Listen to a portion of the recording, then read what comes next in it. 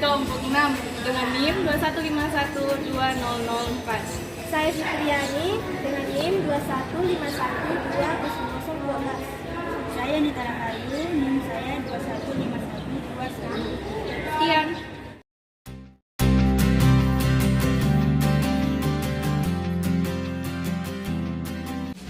Pengertian ijtihad. Menurut bahasa, ijtihad artinya bersungguh-sungguh dalam mencurahkan pikiran. Sedangkan menurut istilah, ijtihad adalah mencurahkan segenap tenaga dan pikiran secara bersungguh-sungguh untuk menetapkan suatu hukum. Oleh secara terminologis, berijtihad berarti mencurahkan segenap kemampuan untuk mencari syariat melalui metode tertentu. Ijtihad dipandang sebagai sumber hukum Islam yang ketiga setelah Al-Quran dan hadis, serta turut memegang fungsi penting dalam penetapan hukum Islam. Fungsi ijtihad. Yang pertama, terciptanya suatu keputusan bersama antara para ulama dan ahli agama untuk mencegah kemudaratan dalam menyelesaikan suatu perkara yang tidak ditentukan secara eksplisit oleh Al-Quran dan hadis. Yang kedua, tersepakatinya suatu keputusan dari hasil ijtihad yang tidak bertentangan dengan Al-Quran dan hadis. Yang ketiga, dapat ditetapkannya hukum terhadap suatu persoalan ijtihadiyah atas pertimbangan kegunaan dan kemanfaatan yang sesuai dengan tujuan syariat berdasarkan prinsip-prinsip umum ajaran Islam. Dasar-dasar ijtihad.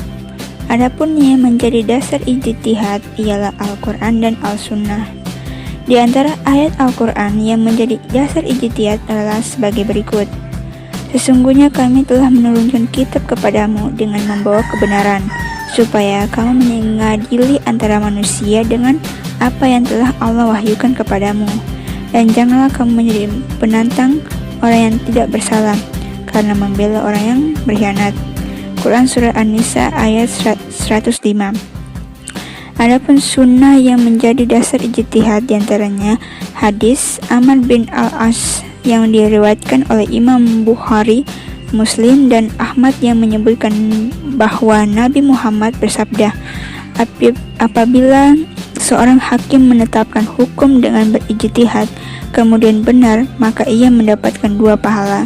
Akan tetapi, jika ia menetapkan hukum dalam ijtihad itu salah, maka ia mendapatkan 1 pahala. Syarat-syarat mujtahid.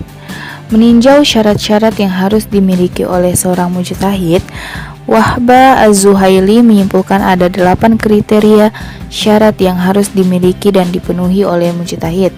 Yang pertama, mengerti dengan makna-makna ayat ahkam yang terdapat di dalam Al-Quran. Kedua, mengetahui hadis-hadis hukum baik secara bahasa maupun secara pemakaian syarah. Ketiga, mengetahui ayat-ayat ahkam ataupun hadis-hadis ahkam yang sudah dimansukh, serta mengetahui ayat-ayat ahkam maupun hadis-hadis ahkam yang menggantikan atau lafaz nasikh. Keempat, mempunyai pengetahuan tentang masalah-masalah yang sudah mempunyai sifat hukum syarah melalui dari hasil ijtima para ulama. Kelima, mengetahui tentang seluk-beluk qiyas. 6. Mengetahui bahasa Arab serta ilmu-ilmu yang berhubungan dengannya. 7. Mengetahui ilmu usul fikih baik dari ilmu kaidah maupun usulnya. Dan yang terakhir, mampu membuat rumusan yang berkaitan dengan tujuan syariat dalam membuat ketetapan hukum.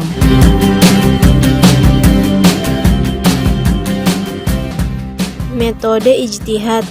Berdasarkan berbagai sumber, ada beberapa macam ijtihad yang patut diketahui.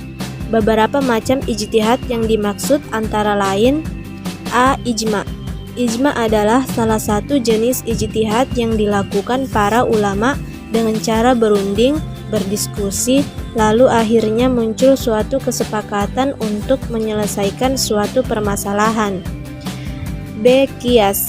Salah satu macam ijtihad adalah qiyas, yaitu upaya mencari solusi permasalahan dengan cara mencari persamaan antara masalah yang sedang dihadapi dengan yang ada di dalam sumber agama atau Al-Quran dan hadis. C. Istihsan. Ijtihad ini dilakukan dengan cara mengeluarkan suatu argumen beserta fakta yang mendukung tentang suatu permasalahan dan kemudian ia menetapkan hukum dari permasalahan tersebut. D. Istihsab. Upaya untuk menyelesaikan suatu masalah yang dilakukan para pemuka agama dengan cara menetapkan hukum dari masalah tersebut. E. Maslahah mursalah. Jenis ijtihad ini dilakukan dengan cara memutuskan permasalahan melalui berbagai pertimbangan yang menyangkut kepentingan umat. F. Urf. Ijtihad ini dilakukan untuk mencari solusi atas permasalahan yang berhubungan dengan adat istiadat.